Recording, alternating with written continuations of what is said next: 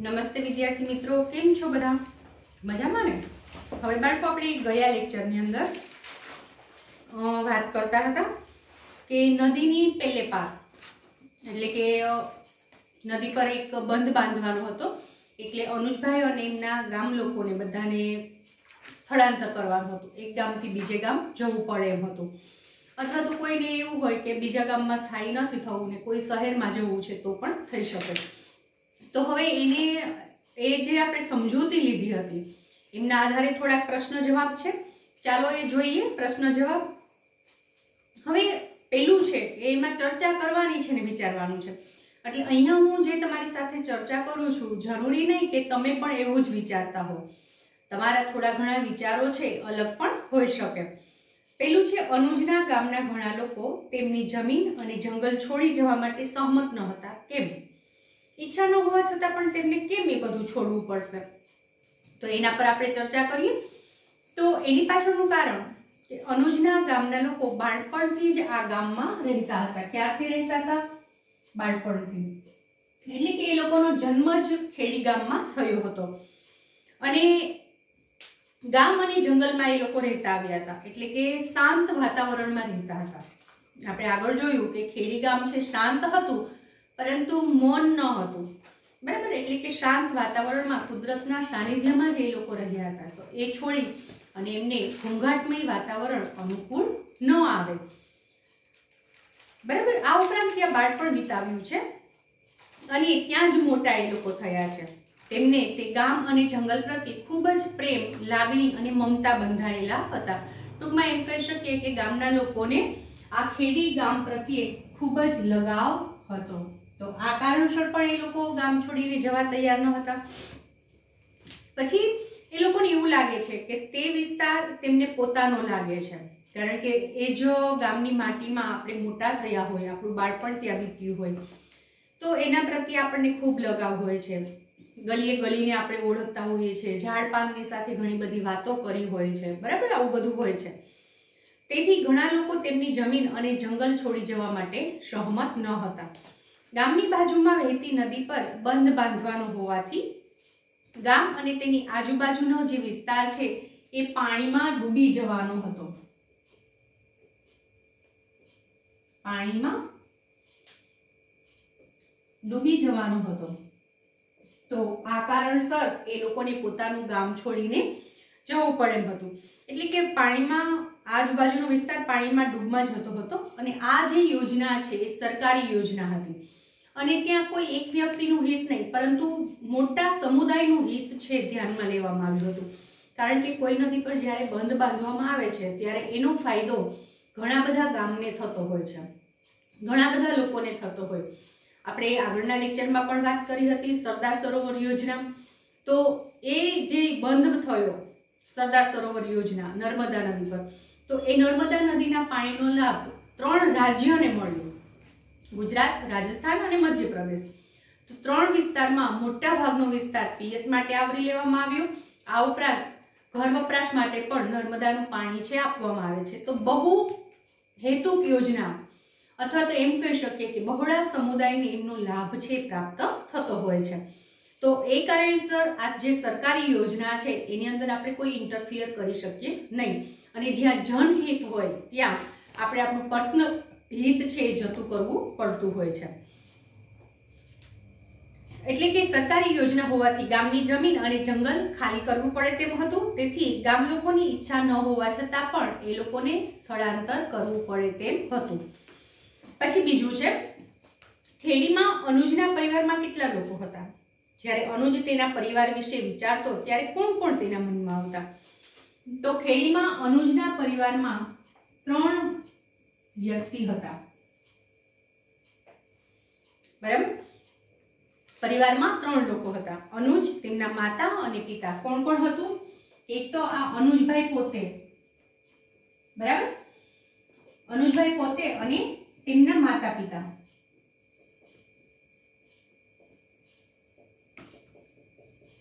તો આ 3 વ્યક્તિ છે એમના પરિવારમાં રહેતા હતા, બરાબર? અને અનુજ તેમના પરિવાર વિશે વિચારતો ત્યારે તેના ભાવિ પત્ની અને બાળકો તેના મનમાં આવતા. વિચારતો ત્યારે કોણ એના મનમાં આવતું? એમના ભાવિ પત્ની કે પોતાના મેરેજ થશે પછી એમની પત્ની અને ત્યાર પછી પોતાના બાળકોનો જન્મ થશે ત્યારે બાળકો એ એમના મનમાં છે આવતા, કલ્પનામાં આવતા કે એમના માટે હું આ કરીશ તે કરીશ. આપણે ગયા લેક્ચરમાં જ વાત કરી કે એક સરસ મજાનું ઘર હોય ને બટન દબાવતા જ આખા ઘરમાં ઉજાસ પથરાઈ જાય, નળ ચાલુ કરતા એમાંથી પાણી આવે, બાળકોને સારું શિક્ષણ આપીશ, બસમાં બેસીને દૂર દૂર સ્થળે ફરવા જશું. આવું ઘણું બધું એમણે વિચાર્યું હતું. બરાબર. પછી ત્રીજો પ્રશ્ન છે, તમે તમારા પરિવાર વિશે વિચારો છો તો તમારા મનમાં કોણ કોણ આવે છે? તો બાળકો આપણો પણ પરિવાર હોય છે જેની અંદર દાદા દાદી, મમ્મી પપ્પા, કાકા કાકી, આપણા ભાઈ બહેન, અથવા તો વિભક્ત કુટુંબ હોય તો મમ્મી પપ્પા, આપણે પોતે, અથવા તો આપણે બેન કે ભાઈ હોય તો એ બધા આપણી ફેમિલીમાં રહેતા હોઈએ છીએ. તો હા, જ્યારે આપણે એમનો વિચાર કરીએ છીએ ત્યારે આ બધા જે પાત્રો છે જેમને આપણે આપણા કુટુંબીજનો કહીએ છીએ એ બધા આપણા મનમાં છે તરી આવતા હોય છે, એમના વિશે આપણે વિચારતા હોઈએ છીએ. પછી તમે તેવા લોકો વિશે સાંભળ્યું છે જેઓને તેમની જૂની જગ્યા છોડીને જવું ન હતું અને તેમના વિશે તમે વાત કરો. તો હા, મેં એવા ઘણા બધા લોકો વિશે સાંભળ્યું હતું જેની અંદર હું અહીંયા તમને એક્ઝામ્પલ રૂપે કહું છું. હા, મારા દાદા દાદી કચ્છના એક નાના ગામડામાં રહેતા હતા. પિતાજી અમદાવાદમાં સ્થાયી થયા ત્યારે દાદા દાદીને અમદાવાદ લાવવા માંગતા હતા, પણ દાદા દાદી છે કચ્છ છોડીને અમદાવાદ જવા નહોતા માંગતા, પરંતુ તેઓએ પોતાનું ગામ છોડવું પડ્યું. છોડવા તૈયાર નહોતા છતાં પણ છોડવું પડે છે. શું કામ? ઉંમરના કારણે. અમુક ઉંમર થઈ જાય પછી આપણે કામ કરી શકતા નથી, બીજા પર આપણે ડિપેન્ડેન્ટ રહેવું પડે છે. તો આ કારણસર એમને છે એ વતન છોડીને જવું પડે છે અને પોતાનું વતન કચ્છ છોડીને અમદાવાદ આવે છે. હજુ પણ તેમના ગામની માયા મમતા એમના છૂટતી નથી. ક્યારેક દાદા દાદીને ગામ યાદ આવતા અમારી 3-4 દિવસની રજાઓ હોય ત્યારે અમે તેમને ગામડે લઈ જઈએ છીએ અથવા તેમને ગામડે લઈ જવા પડે છે. બરાબર. તો આવા તમારા પાડોશમાં પણ કદાચ કોઈ હોઈ શકે કે જેમને કોઈ નોકરી ધંધા માટેથી પોતાનું વતન, પોતાનું અહીંનું રેસિડેન્ટ છોડી અને અન્યત્ર સ્થાયી થવું પડ્યું હોય તો તમે એમના વિશે લખી શકો છો, એમના નામ સહિત પણ લખી શકો છો. હવે તમે એવા લોકોને જાણો છો જે ક્યારેય શાળાએ ગયા જ નથી. તમે એવી જગ્યા વિશે પણ જાણો છો જ્યાં શાળા જ નથી. તો જો તમે જાણતા હો તો તમે એના વિશે લખી શકો છો. તો હા, મારા મામાના ગામમાં રહેતા સરાણિયા પરિવારના લોકો ક્યારેય શાળાએ ગયા જ નથી. તેમના બાળકો પણ શાળાએ ગયા નથી કારણ કે આજીવિકા માટે તેમને એક ગામથી બીજા ગામ ફરવું પડે છે. બરાબર. અને મારા મામાના ગામથી 1.5 થી 2 માઇલના અંતરે એક નાનું ગામ છે, ત્યાં શાળા પણ નથી. આ ગામના બાળકો મારા મામાના ગામની શાળામાં ભણવા માટે આવે છે. એટલે કે કોઈ અંતરિયાળ વિસ્તારમાં રહેતા હોય જ્યાં શાળા ન હોય અથવા તો તમે ભટકતું જીવન જીવતા હો, ફરતું જીવન, જેવી રીતે આપણે જે પેલા ભોપા કહીએ છીએ ને, માવો ને એવું બધું વેચવા માટે આવતા હોય છે, તો એ લોકો છે કેવું જીવન જીવતા હોય? ભટકતું જીવન. કે આજે તો 5-15 દિવસ અહીંયા આ વિસ્તારમાં રોકાયા તો ફરી પાછા 15 દિવસ પછી બીજા કોઈ વિસ્તારમાં જઈને રહે, ફરી પાછા બીજા કોઈ વિસ્તારમાં જઈને રહે. તો પોતાના વતનમાં તો એ 3 થી 4 મહિના જ રહેતા હોય છે. જેમ કે આપણે કચ્છની અંદર જે રણ વિસ્તારમાં જે લોકો રહે છે, સૂકા રણની અંદર, બરાબર, તો એ લોકોને પોતાનું વતન છોડીને 4-6 મહિના બીજી કોઈ જગ્યાએ સ્થાયી થવું પડે છે. શું કામ? કારણ કે રણ વિસ્તાર છે, ત્યાં પાણીની તંગી હોય છે, ઉનાળામાં ખૂબ તાપ પડે છે, ખૂબ તપે છે, તો ત્યારે એ લોકો ત્યાં રહી શકતા નથી. એટલે પોતાના ઢોરઢાખર ને માલ સામાન ને જે કાંઈ હોય ને એ બધું લઈ અને આપણા સૌરાષ્ટ્ર વિસ્તારમાં રહેવા માટે આવી જાય છે. અને આપણા સૌરાષ્ટ્રમાં સીમ વિસ્તારમાં ને એમ પોતાનું તંબુ બાંધી અને એ લોકો રહેતા હોય છે. ફરી પાછું જ્યારે વરસાદ થાય અને ચોમાસાની શરૂઆત થાય ત્યારે પોતાના વતન જતા રહેતા હોય છે. તો આવા જે પરિવાર છે એમના બાળકો શિક્ષણથી વંચિત રહી જતા હોય છે. પછી ચાલો ત્યાર પછી જોઈએ કે અનુમાન કરવાનું છે હવે કે જ્યાં બંધ બનાવવામાં આવતો હોય ત્યાં લોકોને કેવી મુશ્કેલીઓનો સામનો કરવો પડતો હશે. તો જે વિસ્તારમાં બંધ બાંધવામાં આવતો હોય ત્યાં લોકોને નીચે પ્રમાણે મુશ્કેલીઓનો સામનો કરવો પડે, અથવા તો ઘણી બધી જે મુશ્કેલીઓ હું તમને આજે કહીશ એમને સામનો કરવો પડે. ત્યાંના લોકોના ઘર, ગામ અને જમીન છે પાણીમાં ડૂબમાં જતા રહે, એટલે એ લોકો સંપત્તિ વગરના થઈ છે. આથી ઘર, ગામ અને જમીન છોડી એમને બીજે ત્યાં જવું પડે અથવા તો અન્યત્ર એમને સ્થાયી થવું પડે. અન્યત્ર સ્થાયી થવું પડે। બરાબર, આવું થઈ શકે। આ ઉપરાંત લોકોની આજીવિકા છીનવાઈ જાય, ખાસ તો એમનો ધંધો રોજગાર છે એ છીનવાઈ જાય।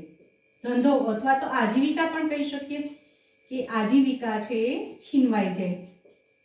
ખેતી કરતા હોય ને એ ખેતીની જમીન છે એ ડેમમાં ડૂબમાં જાય તો એ લોકોનો ખેતીનો છે વ્યવસાય પડી ભાંગે, એમને અન્ય કોઈ વ્યવસાય છે શોધવો પડે। તે વિસ્તારના લોકોને વિસ્થાપિત થવું પડે, એટલે કે ઘણા વર્ષોથી સાથે રહેતા હોય, બરાબર, પેઢી દર પેઢીથી સાથે રહેતા હોય એ લોકોને વિસ્થાપિત થવું પડે, એટલે કે એકબીજાથી અલગ પડી જાય।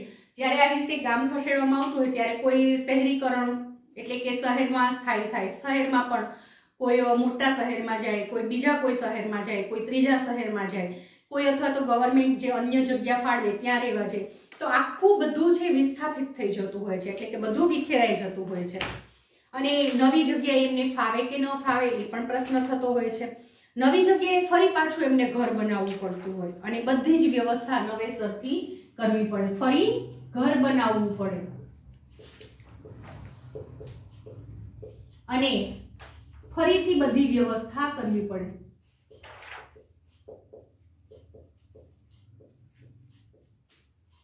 બરાબર, આ ઉપરાંત અનુકૂળ ન આવે તેવા વિસ્તારમાં પણ રહેવા માટે જવું પડે। કોઈ વાર ત્રીજી વાર જગ્યા બદલવી પડે, ત્યાં ન ફાવે, માની લો કે અહીંથી તમે છે કોઈ વિસ્તારમાં રહેવા ગયા, ત્યાં ન ફાવે તો વળી તમારે બીજી કોઈ જગ્યાએ રહેવા જવું પડે। આમ વારંવાર છે ફેરબદલી કરવી પડે, સગા સંબંધી બધા વિખેરાઈ જાય છે અને સામાજિક વ્યવસ્થા છે એ પડી ભાંગે છે। તો આ રીતે આવી ઘણી બધી મુશ્કેલીઓનો સામનો કરવો પડતો હોય છે। પછી છે ખેડી ગામનું ચિત્ર દોરો અને અનુજના સ્વપ્નના નવા ગામનું ચિત્ર દોરો, તેમની વચ્ચેનો તફાવત એ ચર્ચા કરો। તમારા મિત્રએ બનાવેલા ચિત્ર પણ તમે જોઈ શકો છો। તો બાળકો, હું અહીંયા તમને કલ્પના કરીને કહીશ કે અનુજે નવું જે કલ્પના કરી હશે એમના નવા ગામની, એ કંઈક આવું હશે। અનુજનું ખેડી ગામ લીલા જંગલ અને પર્વતની વચ્ચે આવેલું છે। ત્યાં વીજળી નથી, પાણીના નળ નથી, પરંતુ કુદરતી સૌંદર્યથી ભરપૂર છે। ખેતીથી જીવન ગુજારવામાં આવે છે। બીજી તરફ અનુજના સ્વપ્નનું જે ગામ છે એ ગામમાં સારું રહેઠાણ, શાળા, હોસ્પિટલ, બસ, ટ્રેન, વીજળી અને નળ દ્વારા પાણીની સુવિધા હશે। આમ બંને ગામ વચ્ચે ભૌતિક જે સુખ સગવડો છે એ ભૌતિક સુખ સગવડોની બાબતમાં ઘણો તફાવત જોવા મળશે। બરાબર, તો અહીંયા આપણે આ જે અમુક પ્રશ્ન જે આપણને મનમાં ઉદ્ભવ્યા હતા ગયા લેક્ચરની અંદર સમજૂતી મેળવતા, એ પ્રશ્નનું સોલ્યુશન કર્યું, સાથે સાથે અનુમાન કર્યું કે અનુજનું પહેલાનું ગામ જે હતું એના કરતા એની કલ્પનાનું ગામ, એના સપનાનું ગામ છે કેવું હશે। ચાલો હવે જોઈએ નવી જગ્યા વિશે કે નવી જગ્યા છે એ કેવી હશે। બરાબર, હવે અનુજ અને એમના પરિવારને હવે નવી જગ્યા કે જ્યાં અનુજભાઈ અને એમના ફેમિલી છે એમને રહેવા જવાનું હતું, એ જગ્યા કેવી હશે। ચાલો જોઈએ એમના વિશે। ઉનાળાની બપોર હતી। અનુજને તડકા અને ગરમ હવામાં ચક્કર આવી રહ્યા હતા, ખૂબ તડકો, કારણ કે અત્યાર સુધી ક્યાં રહ્યા, ગાઢ જંગલમાં, ગીચ જંગલમાં અને પર્વતોની વચ્ચે, તો ત્યાં આકરો તાપ હોય નહીં, વૃક્ષોની છાયડો હોય છે અને ઠંડુ વાતાવરણ હોય છે। તો હવે એમને શું થયું કે અનુજને તડકા અને ગરમ હવામાં ચક્કર આવી રહ્યા હતા। તેના પગ પાકા ડામરના રસ્તા પર દાઝી રહ્યા હતા। એમના ગામમાં શું હતું, પથરાળ રસ્તા, કાચા રસ્તા હતા, તો અહીંયા ડામરનો જે રસ્તો હતો એનાથી એમના પગ દાઝી રહ્યા હતા। ત્યાં થોડો છાયડો આપે તેવું એક પણ વૃક્ષ ન હતું, ફક્ત થોડા ઘર અને દુકાનો હતા। અનુજ દવા ખરીદ્યા પછી તેના ઘરના રસ્તે જતો હતો। તેની પીઠ પર એક જૂનું ટાયર હતું। હવે એક પોતે પોતાના ઘર તરફ પાછા જતા હતા અને એમના પીઠ પાછળ એક ટાયર હતું। તમારી પાસે પાઠ્યપુસ્તક હશે જેની અંદર તમે જોઈ શકો છો। આ દિવસોમાં તેણે તેનો ચૂલો આ રબરના જૂના ટાયરના નાના ટુકડાઓથી સળગાવવો પડે છે। જો અત્યાર સુધી એ જંગલ વિસ્તારમાં રહેતા તો એને બળતણની કોઈ કમી જ નહોતી। જંગલની અંદર જાય, પોતે લાકડાને બધું વીણી આવે, ઝાડીના ઝાખરાને નાની નાની ડાળીઓ જે સુકાઈ ગયેલી હોય એ બધું વીણી લાવતા, એટલે બળતણ ખૂબ જ હતું એમને। પરંતુ અહીંયા છે એમની પાસે બળતણની કોઈ વ્યવસ્થા નહોતી, એટલે આ જે જૂનું ટાયર એમના ખભા પર પાછળ, પીઠ પાછળ જુઓ છો, એ ટાયરના નાના નાના ટુકડાઓ કરી એ સળગાવી અને બળતણ તરીકે ઉપયોગ કરશે અને એમનાથી પોતે રસોઈ બનાવશે. તે ઝડપથી આગ લઈ લે છે અને બળતણનું લાકડું પણ બચી જાય છે. પરંતુ ટાયરના સળગવાથી આવતી ગંધ અને એનો જે ધુમાડો હોય છે ખૂબ ભયંકર હોય છે, ખૂબ ખરાબ વાસ આવતી હોય છે, માથું ફાટી જાય તેવી.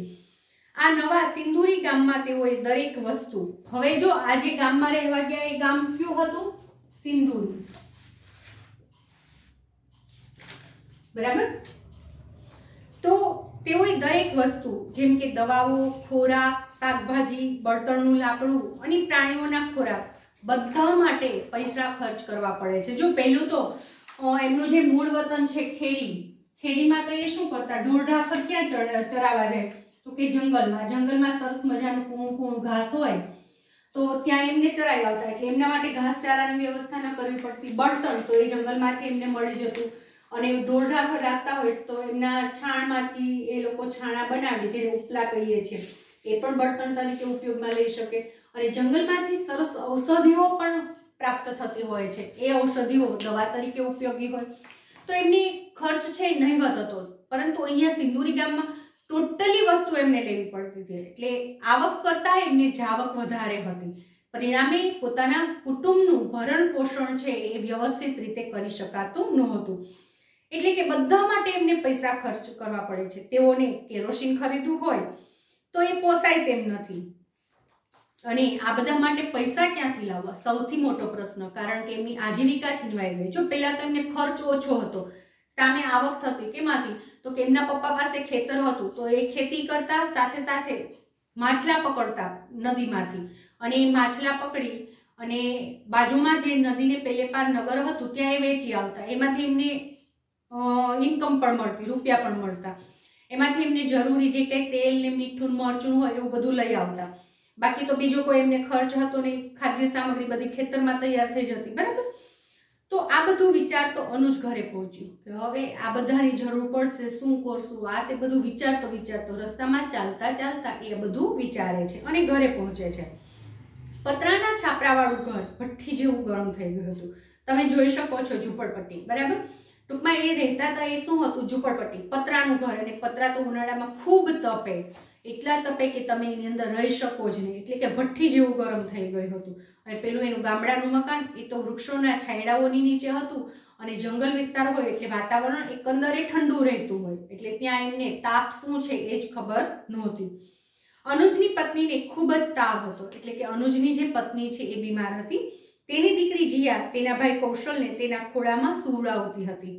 એટલે કે જીયા મોટી હતી અને કૌશલ એનાથી નાનો હતો. એમને ખોળામાં સુવડાવતી હતી. તેઓ પાસે ઘરમાં કોઈ વડીલ હતું નહીં. અનુજના માતા પિતા ખેડી ગામ છોડવા વિશે એટલા દુઃખી હતા કે તેઓ અહીં આવતા પહેલા જ મરી ગયા. એટલે કે એમને ગામ છોડીને જવું પડશે એ વિચારે એ લોકોનું મૃત્યુ થઈ ગયું. એટલે વડીલ એમની પાસે કોઈ નહોતું.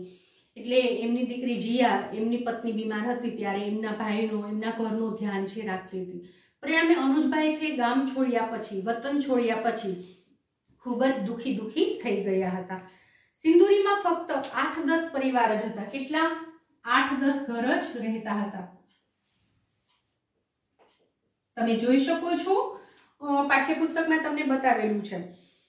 જેમને તે પોતાના કહી શકે કે 8-10 પરિવાર એ લોકો જ એકબીજાના સુખ દુઃખમાં સાથે હતા અને એમને જે પોતાનો પરિવાર કહી શકે. જેઓ તેના જૂના ગામના હતા, એનું જે જૂનું ગામ હતું ત્યાંના હતા. આખું ગામ છૂટું છવાયું થઈ ગયું હતું, વિસ્થાપિત થઈ ગયા હતા. કોઈ છે મુંબઈ આવીને રહ્યા, કોઈ આ જે સિંદુરી વિસ્તાર કે છે ત્યાં રહ્યા, કોઈ બીજે ગામ ગયા. આમ બધા વિખેરાઈ ગયા હતા અને લોકોને જ્યાં જગ્યા આપવામાં આવી તેઓ ત્યાં જતા રહ્યા. પરિણામ મતલબ કે સરકારે બધાને એકી સાથે એકી જગ્યાએ જગ્યા ન ફાળવી કે ચાલો આ જમીનમાં આખું ગામ છે સ્થાયી થાવ, પરંતુ બધાને છૂટી છવાઈ જગ્યા આપી તો એ બધાને ના છૂટકે, ઈચ્છા ન હોવા છતાં પણ ત્યાં સ્થાયી થવું પડ્યું. બરાબર. આ ગામ અનુજે સ્વપ્નના ગામ વિશે વિચાર્યું હતું એવું ન હતું. અનુજે જે કલ્પના કરી હતી કે મારા પત્નીને હું નવા ઘરમાં લઈ જઈશ ને ત્યાં બટન દબાવીશ તો આખું ઘર અજવાળાવાળું થઈ જશે, નળ ચાલુ કરીશ તો પાણી આવશે, બસમાં બેસીને ફરવા જશું, નજીકમાં જો આરોગ્યની સુવિધા હશે, બાળકો માટે સારા શિક્ષણની વ્યવસ્થા હશે, એવું કશું જ નહોતું. ત્યાં વીજળી તો હતી પરંતુ દિવસમાં થોડો સમય જ રહેતી હતી અને પછી વીજળીનું બિલ પણ ચૂકવવું પડતું હતું. ત્યાં નળ તો હતા પરંતુ પાણી મળતું નહીં. તો ટૂંકમાં એમને જે કલ્પના કરી હતી એવું આ બિલકુલ થયું નહીં. એમના કલ્પનાથી બધું વિપરીત જ હતું. એટલે કે અનુજે જે કલ્પના કરી હતી એનાથી કે આરામદાયક જીવન જીવીશું, ખૂબ મજા આવશે, એવું કંઈ નહોતું. ઉલટાનું એમનું જીવન છે હાડમારી ભર્યું થઈ ગયું અને એ લોકોને વડીલની છત્રછાયા પણ ગુમાવવી પડી. આ ગામમાં અનુજને પતરાના છાપરાવાળી એક જ રૂમ મળી હતી. કેટલી આપી? એક જ. તેમાં પ્રાણીઓને રાખવાની જગ્યા ન હતી. તેને જમીનનો નાનો ટુકડો પણ મળ્યો હતો પરંતુ એ ખેતી લાયક નહોતો. તે ખડકો અને પથ્થરોથી ભરેલો હતો. છતાં અનુજ અને તેનો પરિવાર સખત મહેનત કરતા પરંતુ તેઓ ખેતરમાં વધુ ઉગાડી શકતા નહોતા કારણ કે પથરાળ જમીનમાં એટલું ઉત્પાદન થતું નથી અને બિયારણ અને ખાતર લાવવા પૂરતા પૈસા ભેગા કરી શકતા ન હતા. ખેડીમાં લોકો વારંવાર બીમાર થતા ન હતા અને જો કોઈ બીમાર પડે તો ત્યાં ઘણા એવા હતા કે જેઓ જાણતા કે કયા છોડમાંથી દવા બનાવી, એટલે જંગલમાંથી ઔષધિ લાવીને જ એ લોકો દવા તરીકે ઉપયોગ કરતા. એટલે એ ખર્ચ પણ બચી જતો, બરાબર, અને ઈલાજ પણ આ રીતે થઈ જતો. લોકો આ દવા લીધા પછી રાહત અનુભવતા હતા અને સિંદુરીમાં હોસ્પિટલ તો છે પરંતુ ડોક્ટર મળવા ખૂબ મુશ્કેલ છે અને પૂરતી દવાઓ પણ નથી. ટૂંકમાં એમની કલ્પનાથી બધું વિપરીત હતું, બરાબર. અહીં શાળા છે પરંતુ ખેડી ગામના શિક્ષકો બાળકોની જેવી સંભાળ રાખતા તેવી અહીંયા સંભાળ રાખતા નથી. આ બાળકો નવી ભાષા ભણવામાં મુશ્કેલી અનુભવે છે. સિંદુરી ગામના લોકોને ખેડી ગામમાંથી આવેલા નવા લોકોનું સ્વાગત કરતા ન હતા. તેમની ભાષા અને રહેણી કહેણી છે જુદા હતા. તેઓ ખેડીથી આવેલા લોકોને વર્ણનોતરિયા મહેમાન કહીને બોલાવતા કારણ કે નવું બધું શીખવા માટે શિક્ષકોને એ તસ્દી જ નહોતી લેવી. એટલે વર્ણનોતરિયા આવી ગયા છે એવું કહી અને એમને હળધૂત કરતા, તેમની મજાક ઉડાવતા. જે સ્વપ્નમાં તેમણે જોયું હતું તેમાંનું કંઈ પણ સાચું ન હતું. એટલે કે સ્વપ્નની દુનિયા અલગ હોય છે અને હકીકતની દુનિયા અલગ હોય છે, જે આપણે આ ટોપિકમાંથી આજે શીખ્યા છીએ. ટોપિક છે નવી જગ્યા. નવી જગ્યામાં એડજસ્ટમેન્ટ કરવામાં કેવી મુશ્કેલીઓનો સામનો કરવો પડે છે, આપણું જીવન કેવું વેડફાઈ જાય છે, એમના વિશે આજે આપણે શીખ્યા. નેક્સ્ટ લેક્ચરમાં બાળકો શું સિંદુરી ગામ અનુજના સ્વપ્નના ગામ જેવું હતું કે નહીં, આ જે કંઈ પણ પ્રશ્નો છે થોડા ઘણા, એ પ્રશ્નનું આપણે સોલ્યુશન કરીશું. આજના લેક્ચરમાં આપણે અહીંયા સુધી રાખીશું. Thank you.